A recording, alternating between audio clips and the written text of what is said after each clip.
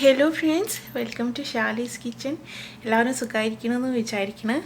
ഇന്നത്തെ റെസിപ്പി എന്താണെന്ന് നിങ്ങൾക്ക് എല്ലാവർക്കും ഇതിലെ പ്ലേറ്റിലുള്ള ഇത് സംഭവം കണ്ടാലും മനസ്സിലാവുമെന്ന് വിചാരിക്കുന്നു. ഞാൻ ഇന്ന് ഉണ്ടാക്കാൻ പോകുന്നത് കയ്പില്ലാത്ത ഒരു നാരങ്ങാച്ചാറാണ് ഞാൻ ഇന്ന് ഉണ്ടാക്കാൻ പോകുന്നത്. ഓണക്കല്ലേ വരുന്നത്, അപ്പോൾ ഞാൻ വിചാരിച്ചു ഒരു പിക്കിളിൻ്റെ റെസിപ്പി ഉണ്ടാക്കാമെന്ന്.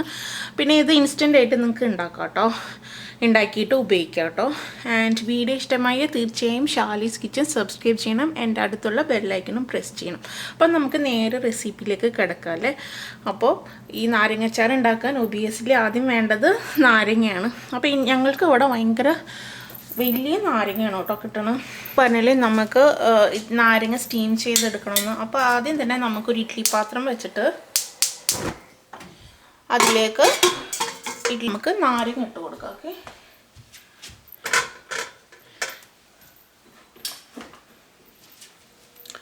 എന്നിട്ട് ഇത് നമുക്ക് സ്റ്റീം ചെയ്തെടുക്കണം. ഒരു 3-4 മിനിറ്റ് സ്റ്റീം ചെയ്താൽ മതി. നമ്മൾ നാരങ്ങ ഇത് പൊട്ടിപ്പോകരുത് കേട്ടോ.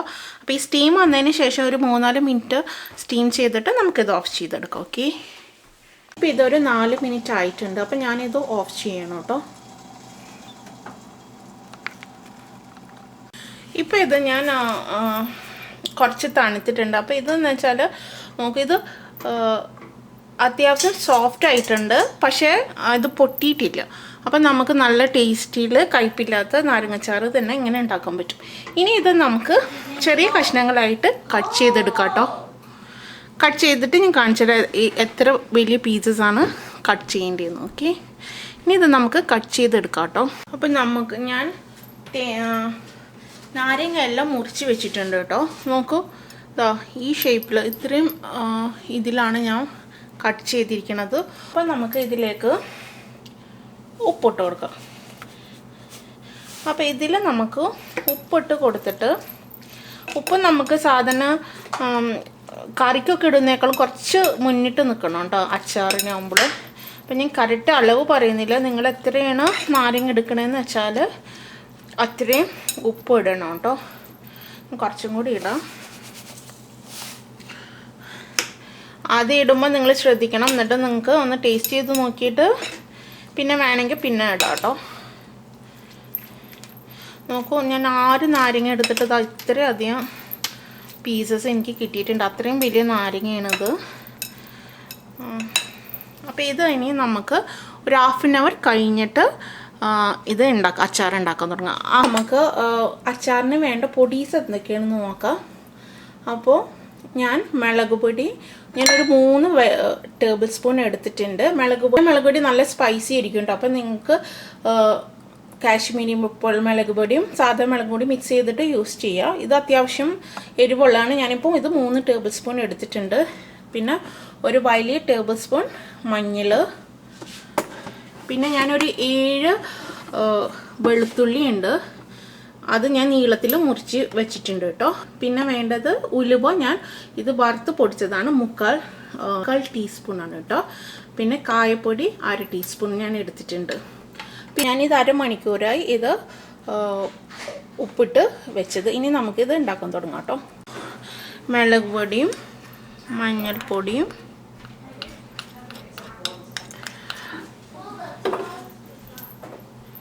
പിന്നെ ഇതെല്ലാം ഒന്ന് മിക്സ് ചെയ്തിട്ട് എല്ലാ പൊടീസും നമുക്ക് മിക്സ് ചെയ്യാം കേട്ടോ. എന്നിട്ട് ഇതിലേക്ക് നമ്മൾ ഓയിൽ ഒഴിച്ച് കൊടുക്കാം. കുറച്ച് ഓയിൽ ഒഴിച്ച് കൊടുക്കാം. ഓയിൽ ഒഴിച്ചിട്ട് ഇത് മിക്സ് ചെയ്തെടുക്കുക. ഇതെന്തിനാണ് ചെയ്യുന്നതെന്ന് വെച്ചാൽ നമ്മളപ്പോൾ ഓയിലിൽ ഈ മസാല ഇട്ടിട്ടുണ്ടെങ്കിൽ ഇത് പെട്ടെന്ന് കരിഞ്ഞു പോകില്ല, അല്ലെങ്കിൽ ചിലപ്പോൾ ചൂടുള്ള ഇതിലേക്ക് ഇട്ടിട്ടുണ്ടെങ്കിൽ ഇത് കരിഞ്ഞു പോകാൻ ചാൻസ് ഉണ്ട്. അപ്പോൾ അതുകൊണ്ടാണ് ഞാൻ ഓൾറെഡി ഇത് മിക്സ് ചെയ്ത് വെച്ചിരിക്കുന്നത് കേട്ടോ. ഇനി നമുക്കിത് ഉണ്ടാക്കാൻ തുടങ്ങാം. അപ്പം നമുക്കൊരു പാൻ ഓൺ ചെയ്തിട്ട്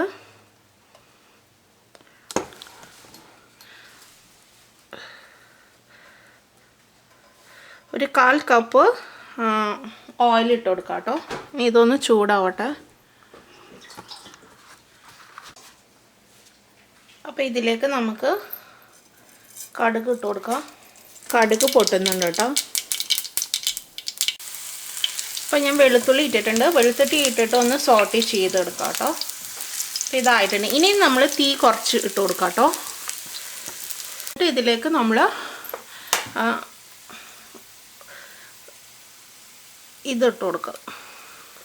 പേസ്റ്റ് ഇല്ല നമ്മളുണ്ടാക്കിയ ആ പേസ്റ്റ് ഇട്ടിട്ട്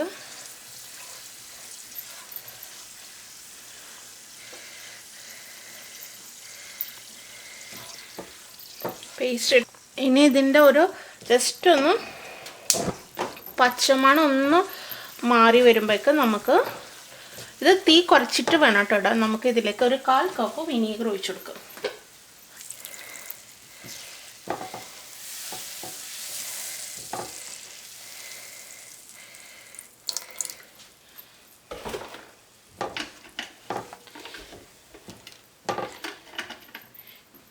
ഇനി ഇത് കുറച്ച് ഇത് വറ്റി വരണം. കാരണം എന്ന് വെച്ചാൽ വിനാഗിരിയിൽ വാട്ടർ കണ്ടൻറ്റ് ഉണ്ടാവും. അപ്പോൾ അതൊന്ന് ഇവാപ്രേറ്റ് ചെയ്ത് കളയണം കേട്ടോ. അപ്പോൾ ഇതൊന്ന് വറ്റി വരട്ടെ. എന്നിട്ട് നമുക്ക് വറ്റി വന്നിട്ട് നമുക്ക് നമ്മൾ മുറിച്ച് വെച്ച നാരങ്ങ ഇട്ട് കൊടുക്കാം. ഈസിയല്ലേ ഇത് ഉണ്ടാക്കാനായിട്ട്. അപ്പോൾ അത്യാവശ്യം ഇത് ഞാൻ തിളപ്പിച്ചിട്ടുണ്ട്. അപ്പോൾ ഇനി ഇതിലേക്ക് നമ്മളുടെ ഇതിട്ട് കൊടുക്കാം.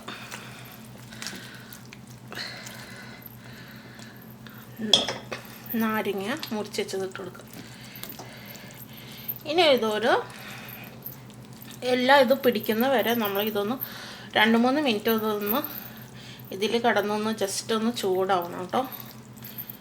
അപ്പോൾ ഇതെല്ലാം നന്നായി തിളച്ചിട്ടുണ്ട്. അപ്പോൾ ഞാനിത് ടേസ്റ്റ് ചെയ്ത് നോക്കിയപ്പോൾ ഉപ്പും എരിവും ഒക്കെ കറക്റ്റാണ്. അപ്പോൾ ഈ സമയത്ത് നിങ്ങൾ ഒന്ന് ടേസ്റ്റ് ചെയ്തിട്ട് ഉപ്പൊക്കെ ഒന്ന് കറക്റ്റാണോ എന്ന് നോക്കണം കേട്ടോ. ഇപ്പം തന്നെ ഒരു നല്ല കളറ് വന്നിട്ടുണ്ട്. അപ്പോൾ ഞാനിത് ഓഫ് ചെയ്തിട്ടുണ്ട് കേട്ടോ.